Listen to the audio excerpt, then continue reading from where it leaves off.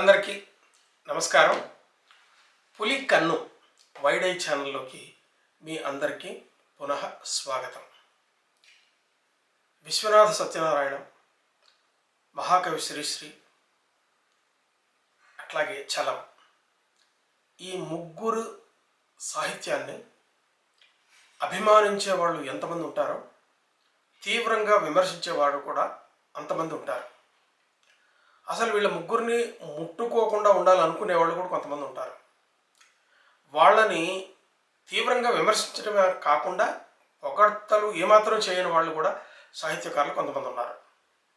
కానీ ఈ అన్ని రకాల వాళ్ళు కూడా శ్రీశ్రీని, చలంని, విశ్వనాథుని చదవకుండా ఉండలేరు. తప్పనిసరిగా చదువుతారు.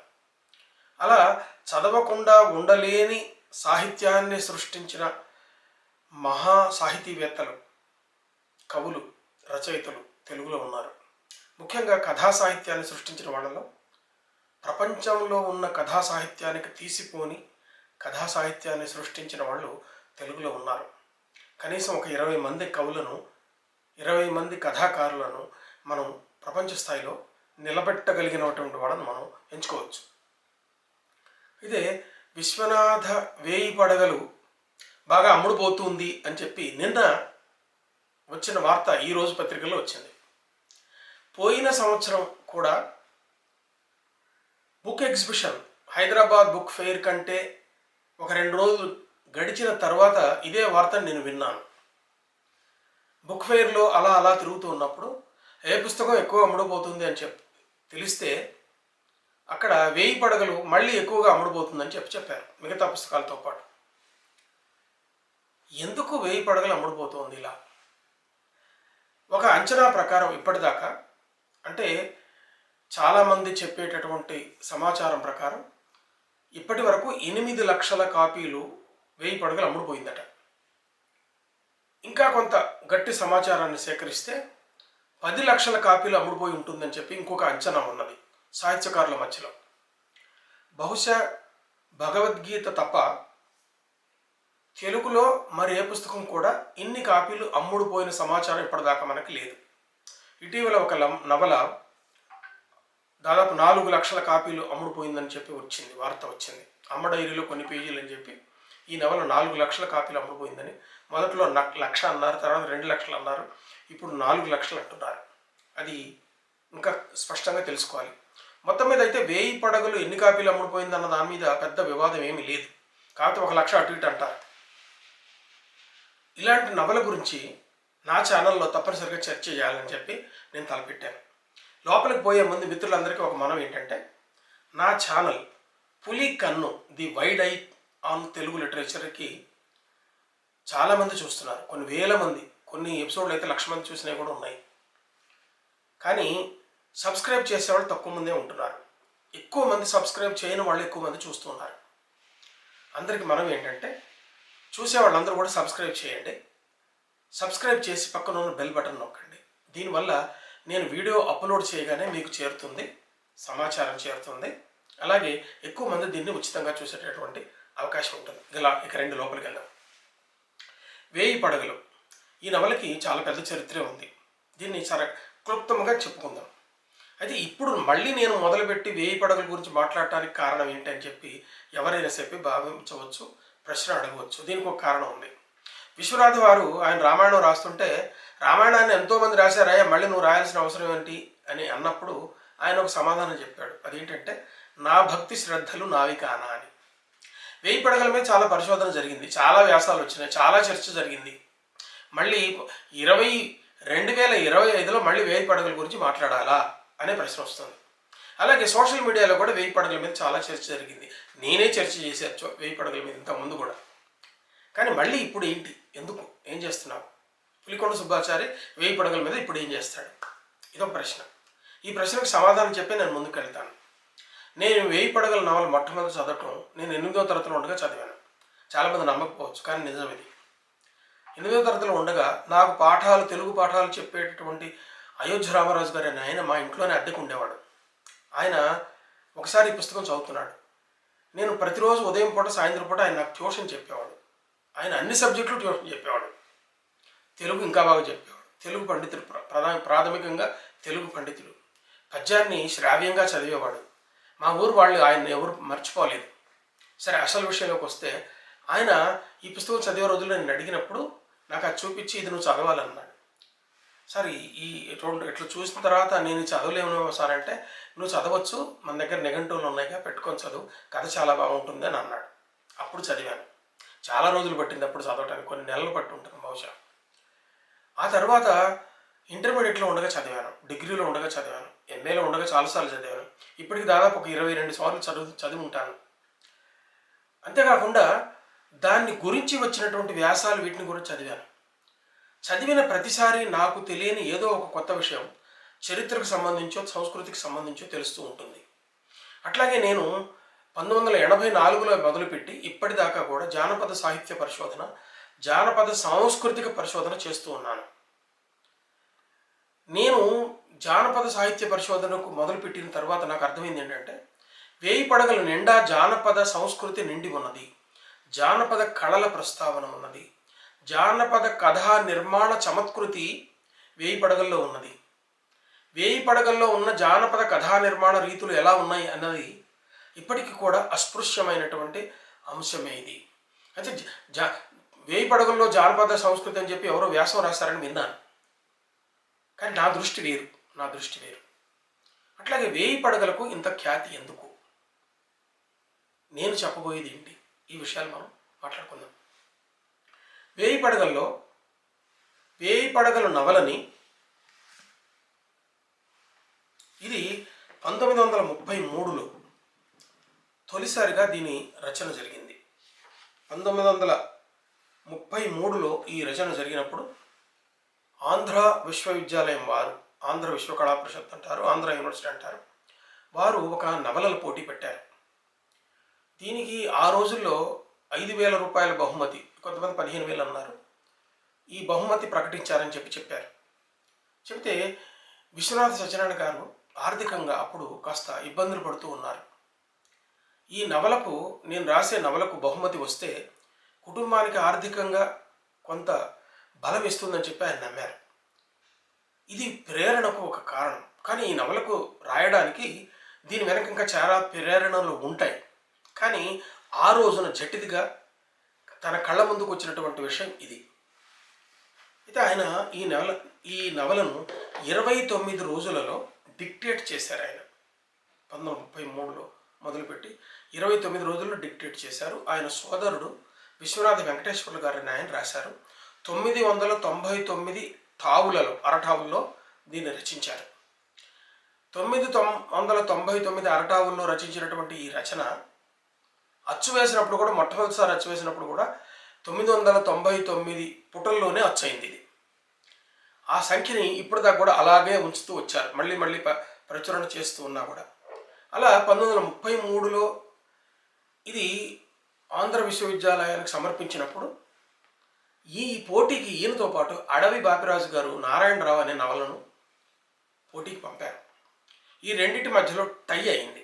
అంటే రెండుకి సమానమైన విలువ ఉన్నది అని చెప్పి బహుమతిని చెరిసగం పంచి ఇవ్వాలని చెప్పి అనుకున్నారు. విశ్వనాథ సత్యనారాయణ గారికి, అడవి బాపిరాజు గారికి బహుమతి పంచి ఇచ్చారు. అయితే తర్వాత దీని మీద వివాదం జరిగింది. అయితే విశ్వనాథ సత్యనారాయణ గారికే మొదట ఈ బహుమతి ఇవ్వాలనుకున్నారని, కానీ పింగళి లక్ష్మీకాంతం గారని ఆయన ఈ అడవి బాపిరాజు గారి వైపు మొగ్గారని, అసలు పింగళి లక్ష్మీకాంతం గారికి విశ్వనాథ సత్యనారాయణ గారికి పడదు అని, ఏవో వ్యక్తిగతమైనటువంటి ద్వేషాలు ఉన్నాయని, ఈ కారణంగానే ఈ పరిస్థితి తీసుకొచ్చారని చెప్పి బయట ఒక సాహిత్య ప్రపంచంలో ఒక చర్చ ఉన్నది. ఆ చర్చ ఇప్పటికి కూడా కొనసాగుతూ ఉంటుంది. మనం ఆ లోతుల్లోకి వెళ్ళొద్దు. మొత్తానికైతే జరిగింది ఏంటంటే, అడవి బాపిరాజు గారి నారాయణరావు నవలకి, విశ్వనాథ సత్యనారాయణ గారి ఈ 1000 పడగల నవలకి బహుమతిని చెరిసగం ఇచ్చారు. ఆ తర్వాత ఇది ఆంధ్రపత్రికలో 1937-38 మధ్యలో ఆంధ్రపత్రికలో ధారావాహికంగా వచ్చింది. అయితే 50 సంవత్సరాల తర్వాత మళ్ళీ 1983-87 మధ్యలో, 1983 నుంచి ఇది అదే ఆంధ్రపత్రికలో ధారావాహికంగా 83-88 మధ్యలో ధారావాహికంగా వచ్చింది. మేము ఎంఏ అయిపోయి ఎంఫిల్ చేసే రోజుల్లో మళ్ళీ పేపర్లో దీన్ని చదువుకున్నటువంటి గుర్తు కూడా నాకు అంటే స్వర్ణోత్సవం. అంటే 2033 వస్తే దీనికి 100 సంవత్సరాలు అవుతాయి. ఇప్పటికి 96 సంవత్సరాలు అయింది. దాదాపు 97వ సంవత్సరం ఇప్పటికి నడుస్తున్నది. మొట్టమొదటిసారి 1939లో ఇది గ్రంథ రూపంలోకి వచ్చింది. 1939 నుంచి 2025 వరకు దాదాపుగా 32 సార్లు ఇది అచ్చయింది, పుస్తకం అచ్చయింది. అచ్చయిన ప్రతిసారి కూడా 2000, 3000, 4000, 5000 కాపీలు వేసినటువంటి సందర్భాలు కూడా ఉన్నాయి మనకి. కాబట్టి ఈ లెక్క వేస్తే కనీసం 8 లక్షల కాపీలు ఇది అమ్ముడుపోయింది. అయితే ఇంతగా పాఠక ఆదరణ దీనికి పొందడానికి కారణం ఏంటి? అయితే వేయి పడగల్లో ఉన్నటువంటి కంటెంట్ ఏంటి, విషయం ఏంటి అని లెక్కేస్తే మనకి అది కేవలం ధర్మారావు కథో, అరుంధతి కథో, లేకపోతే అప్పుడు ఉన్నటువంటి జమీందారు కృష్ణమనాయుడు కథో కాదు. ఇది 1933 ఆ ప్రాంతంలో, అక్కడి నుంచి దానికంటే కొంచెం వెనక్కి, అంటే 20వ శతాబ్దంలో 1933 నాటికి 19, 20 శతాబ్దాలలో ఉన్నటువంటి ఆంధ్రప్రదేశ్లో తెలుగునాట వెలసినటువంటి ఆనాటి చరిత్రను, సంస్కృతిని రికార్డ్ చేసినటువంటి ఒక క్రానికల్ వేయి పడగలు అంటారు దీన్ని. జమీందారీ వ్యవస్థ ఎలా ఉండేది, జమీందారులు ఆనాడు కళలను ఎలా పోషించారు, కవులను ఎట్లా ఆదరించారు, జమీందారీ సంస్కృతిలో వాళ్ళను వాళ్ళు ఒక మహారాజులుగా ఎలా అనుకున్నారు, ఒక ఫ్యూడల్ సొసైటీలో, ఈ మహారాజులు ఏలేటటువంటి ఫ్యూడల్ సొసైటీలో తెలుగు సంస్కృతి ఎలా ఉండింది, తెలుగు కళల పరిస్థితి ఎలా ఉండింది, గ్రామాలలో నాగరికత ఎలా ఉండింది, బ్రిటిష్ వారి ప్రభుత్వ పరిపాలన ప్రభావం ప్రజల మీద ఎలా ఉండింది, ప్రజలు ఏ విధమైనటువంటి కష్టాలు పడ్డారు, వాతావరణం ఎట్లా ఉంది, అప్పుడప్పుడే విద్యుత్ సౌకర్యం పట్టణాలను దాటి పల్లెల వైపుకు ప్రయాణించే దశలో ఈ పరిస్థితి ఎట్లా ఉన్నది, వైద్య సౌకర్యాలు ఎలా ఉన్నాయి, విద్యా సౌకర్యాలు ఎలా ఉన్నాయి, స్వాతంత్రోద్యమం ఉత్తుంగ స్థాయిలో జరుగుతున్నటువంటి ఈ కాలంలో జాతీయ భావాలు ఎలా నాటుకున్నాయి, జాతీయ భావాలకు అనుగుణంగా ఆ రోజుల్లో యువకులు ఏ విధమైనటువంటి సంఘర్షణలకు లోనయ్యారు, ఏ విధమైనటువంటి వాతావరణం ఆ రోజు నెలకొని ఉన్నది, ఖద్దరు ఉద్యమం ఎలా జరిగింది, గాంధీ ఉద్యమం ఎలా జరిగింది, ఈ విషయాలన్నీ కూడా వేయి పడగల్లో ఉంటాయి. అది కేవలం ధర్మారావు కథ మాత్రమే కాదు, బ్రాహ్మణులకు సంబంధించిన కథ మాత్రమే కాదు. ఇది తెలుగు సంస్కృతిని మూడు పాయలుగా అలా చూపించినటువంటి ఒక గొప్ప నవల, గొప్ప ఇతిహాసం. అయితే విశ్వనాథ మీద ఇంత గొప్ప విమర్శ ఎందుకు? విశ్వనాథ కోరుకునే సమాజం ఏంటి? ఈనాటి సమాజం, విశ్వనాథ కోరుకున్న సమాజం ఎంత వైరుధ్యంతో ఉంటాయి. విశ్వనాథ కోరుకున్న సమాజాన్ని ఈ రోజున మనం కోరుకోగలమా? ఎందుకు కోరుకోలేము? దీని గొప్పతనం ఏంటి? ఈ విషయాలన్నీ కూడా మనం చర్చించుకోవటానికి ఈ సిరీస్ ఒకటి మొదలుపెట్టి నేను చేద్దాం అనుకుంటున్నాను. వేయి పడగల కథ. వేయి పడగల కథని ఒక్కొక్క ఎపిసోడ్లో కొంత భాగం చెబుతూ పోతాను. కథ చెప్పడం మాత్రమే కాకుండా అక్కడ దాని మీద సునిశ్చితమైనటువంటి విమర్శ కూడా ఒకటి చేస్తాను. ఈ సునిశ్చితమైనటువంటి విమర్శ ఏంటంటే, ఆ భాగంలో ఇంకా అనుసంధానంగా చేసి మిగతా భాగాలన్నింటిలో కూడా కలుపుకొని ఏం చెప్పదలుచుకున్నాడు విశ్వనాథ, వేయి పడగల కథలో ఉన్నటువంటి రిలవెన్స్ ఈ రోజున ఏమున్నది, ఈనాటి సమాజానికి, ఈనాడు ప్రజలు కోరుకుంటున్నటువంటి సమాజానికి, వేయి పడగల్లో ఉన్నటువంటి వర్ణించినటువంటి సమాజానికి, విశ్వనాథ ఆలోచన విధానానికి ఏ సంబంధం ఉన్నది, విశ్వనాథ ఆలోచన విధానాల్లో ఈనాటి సమాజానికి పనికొచ్చేదంతా, పనికిరానిదంతా, దీన్ని అంచనా వేయడానికి వేయి పడగలు మనకు ఎలా పనికొస్తుంది? వేయి పడగలు, చెలియల కట్ట, ఏకవీర, చాలా నవలల్లో విశ్వనాథ సామాజిక చింతన గురించి మనకు తెలుస్తుంది. అయితే చెలియలి కట్టల నవలలో ఉన్నటువంటి సామాజిక పరిస్థితులు ఈనాటి సామాజిక పరిస్థితులతో పోల్చి చూసుకుంటే విశ్వనాథ ఆవేదన ఎందుకు చెందాడు, ఈరోజు సమాజంలో జరుగుతున్నటువంటి కోలివింగ్ కల్చర్లో వస్తున్నటువంటి దుష్పరిణామాల నేపథ్యంలో చూసినట్లయితే విశ్వనాథ రాసిన చెలియలి కట్ట నవల విలువ ఎంతో తెలుస్తుంది. ఈ కోణంలో ఆలోచించినప్పుడు కూడా వేయి పడగల గురించి మళ్ళీ ఒకసారి సునిశ్చితంగా పరిశీలించి ఆలోచించి దాని రిలవెన్స్ను గురించి ఈ రోజున మాట్లాడాల్సిన అవసరం ఉందని చెప్పి నేను భావిస్తున్నాను. మిత్రులారా, నా ఛానల్ పులికన్నుని ప్రతి వారం చూస్తూ ఉండండి. శనివారము, శుక్రవారము, మొత్తం మీద వారంలో ఏదో ఒక రోజు ఒక ఎపిసోడ్ అప్లోడ్ చేస్తాను. వేయి పడగల కథ, దీని ద్వారా మీరు మొదటి నుంచి చివరి దాకా వేయి పడగల కథ తెలుసుకోవచ్చు మనం. అంతేకాకుండా ప్రతి పాత్రని విశ్లేషించి చూసి ఏంటి అన్నది తెలుసుకోవచ్చు. ఆయన విశ్వనాథ వేయి పడగలో చాలా సాహిత్య విమర్శ కూడా చేశాడు. అది కేవలం నవల మాత్రమే కాదు. అందుకే దీన్ని ఇతిహాసం అన్నారు, తెలుగువారి మహాభారతం అన్నారు, భారతీయ విజ్ఞాన సర్వస్వం అని అన్నారు. దీని గురించి వైజ్ఞానిక భవిష్య పురాణాన్ని గురించి ఆ రోజే చెప్పాడన్నారు. ఒక చిన్న ఉదాహరణ చెప్తాను. వేయి పడగల నవల్లో సుబ్బన్నపేటకి కొత్తగా కరెంట్ వస్తుంది. కరెంట్ వచ్చినప్పుడు పెద్ద పెద్ద చెట్లన్నీ కొట్టేస్తూ ఉంటారు. కొట్టేస్తూ ఉంటే కమ్మలు కొట్టేయటం కూడా చెట్లు పీకేసి నరికేస్తుంటారు. విశ్వనాథ్ చాలా బాధపడిపోయి ఆధునిక నాగరికత తీసుకురావడానికి ప్రకృతిని ఇంత విధ్వంసం చేయాలా అని చెప్పి అంటే, ఆ తర్వాత ఒక 40-50 ఏళ్ల క్రితం వచ్చినటువంటి ఒక సాహిత్య విమర్శకారుడు ఏమన్నాడంటే, వేయి పడగలకు విశ్వనాథకు ఆధునిక నాగరికతను ఆహ్వానించేటటువంటి ఆధునిక యాంత్రిక సౌకర్యాలను ఆహ్వానించేటటువంటి మనసు లేదు. కరెంట్ లైన్లు వచ్చినాయి కదా అని చెట్లు కొట్టేస్తున్నారంటే బాధపడితే ఎట్లా? కరెంట్ లైన్ వచ్చిందని సంతోషపడాలి కదా అని అన్నాడు. కానీ ఈ రోజున ఏం జరుగుతుందంటే, జీహెచ్ఎంసీలో కరెంటు తీగలకు అడ్డం ఉన్నాయని చెప్పి చెట్లను కొట్టేస్తుంటే చాలామంది ఒప్పుకోవట్లేదు.